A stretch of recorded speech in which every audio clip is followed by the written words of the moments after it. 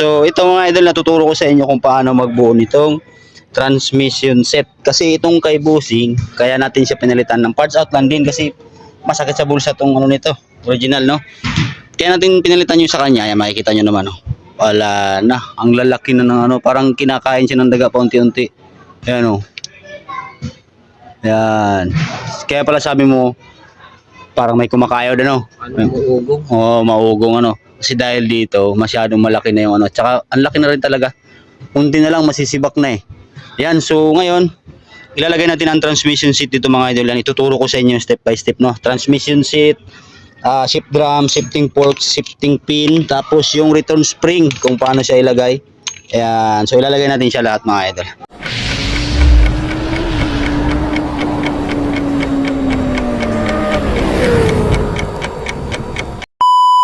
Yan, so salpak natin. Sa transmission gear naman mga idol ito. Ito yung output shaft niya. So kaya siya tinatawag na output shaft kasi nakalabas to sa makina. Ito naman yung input shaft niya mga idol kasi itong sa clutch side niya ay nandun pa rin sa loob sa may clutch lining side niya. Okay, so ilalagay natin to isa-isa. Tuturo ko sa inyo. So ito namang input, pag tinanggal niyan mga idol, baka makalimutan niyo no. Meron niyang circlip, tapos bago ang circlip mga idol, meron niya siyang washer. Ayan o, may washer niya na maliit. So huwag niyong kakalimutan yan kasi pagka wala yung washer na yan, papalo yan, possible na mababasag. Ito, mawawasak ito no. Biglang papalo kasi yan, tak. Malakas yung pitik niya kasi sobra, malayo yung gap niya no. Yan, so ito naman sa pinakahuling gear niya, walang balik, wala tong ano mga idol, kahit balik ta rin ito. Walang problema to. Yan, salpak nyo lang siya pag ganun. Yan, tapos ito yung washer niya na manipis. Okay. Tapos dito naman sa output shaft niya mga idol. Ganun din eh. Pagka nabunot niyo siya, ayan, wala na malaglag yan. Huwag lang matanggal yung circlip na to. So sa output shaft naman niya mga idol, wala siyang ibang washer. Wala siyang ibang washer na. Pagka tinanggal niyo siya na pag ganito, salpak lang din diretso. Okay. So matatandaan niyo pagka naghiwalay yung transmission, lagi yung unang titinan mga idol ito. Para may idea kayo. Ayan o. Makikita nyo yan, yung bilog na yan. Kakaiba yan dito, malapad, no? Ngayon, sa paglagay niyan mga idol, huwag yung babalik ta rin na ganito. Ayan, delikado yan. Papasok din kasi yan, pero warak yan. Okay, lagi yung papansinin. Itong bilog na to, ito yung dito. Yung parang may oblong, yun yung sa taas. Yan o. Okay, ganyan siya. Tapos sa paglagay naman ng isang gear, ito, meron yan siyang Bossing. Ito yung Bossing niya. So, Bossing muna pag ganun. Tapos saka mo ilalagay ito. Pag ganyan. Tapos washer. Yan. So, ganun lang no. Ngayon lalagay na natin siya dito sa motor para magkaroon din ng idea yung iba. Okay, sa paglagay naman ng transmission, mahaba dyan dito maiksi. Ganun lang, salpak nyo na siya pag ganun.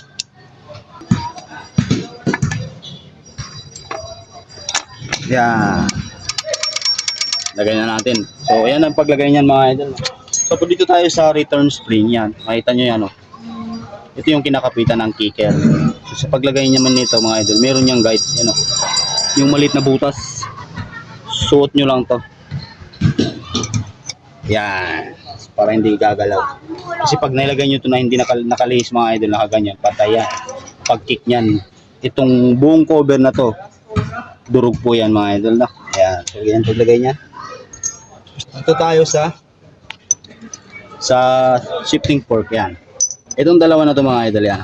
Lagi yung ang paglagay nito talaga lagi mga idol harapan. Mapapansin niyo yan, mahaba oh. Dito maiksi. Ganoon din to. Mahaba maiksi. So ito kailangan kasi harapan. So sa paglagay nito ganito lang. Una ilalagay niyo siya yan nakatiyaya. Silagay natin nakatiyaya no. Yan, nakatiyaya yan. Yung isa nakataob. Ayan o. Baka magkamali kasi kayo nito. Durog lahat. Walang matira. So ito namang maliit na ito mga idol yan.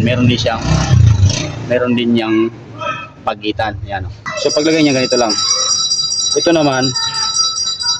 naman pataob. Ayan. So ilalagay na natin yung shift drum. So ganoon lang paglagay ng shifting fork no. Ngayon dito tayo sa shift drum niya.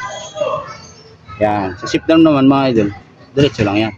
Shift drum no. Lagayan niyo lang siya pag ganito. Yan, shoot na. Tapos, ito mga idol yan. Ito mga idol, iangat nyo siya ng kunti para mas-shoot siya dito sa mismong shift drum. Angat nyo lang ito ng isa para pasok, di ba? Tapos, lagay nyo yung pin. Yan. So, dito, ganun din. Ganun din dito. Iangat nyo rin to dito sa taas para ma-shoot. Yan. Tapos, ganun din sa ilalim. Ayan, kasi pag diniretso nyo lang siya, hindi naman to papasok eh. Ayun, meron din siya doon. Para ma-shoot lang siya dito sa mga kanal na to. Ayan, angatin natin itong ilalim kunti. Ayan. Tapos, lagay din natin yung pin. Ayan, lagay natin yung pin. Yun. Sa pag-check naman mga idol, kung papasok lahat, siyempre, kakambya mo. Ayan. 1, 2, 3, yan, 4. Pasok, di ba? Pasok lahat. Ngayon, balik natin. 1, 2, 3, 4. Yan. Push neutral. So, ganun lang pag-check mga idol. Ganun lang paglagay ng transmission. Set at shifting port, shift drum at mga pin. Okay. Alright. So, sana may natulungan na naman tayo dun sa mga mahilig magkalikot ng mga motor mga idol para kahit paano tayo na rin magawa-gawa ng mga ganito. Basic lang naman to. Basta mapag-aralan nyo lang. Tandaan nyo lang paano nyo tinalas. Paano nyo.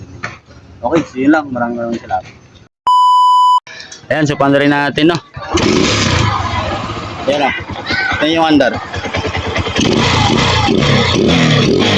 Paano yung number to, sir? Uy, wala kayong maririnig dyan. Ayan, so ganun lang mga idol. Basta nasa tamang paglagay lang ng mga shift drum, shifting port, mga pin. Lalo lang dun sa shifting port mga idol, no? Tsaka yung sa transmission. Wag na wag natin kakalimutan kung saan siya nakapwesto. Okay, so yun lang. Sana nakabigay na naman tayo ng idea.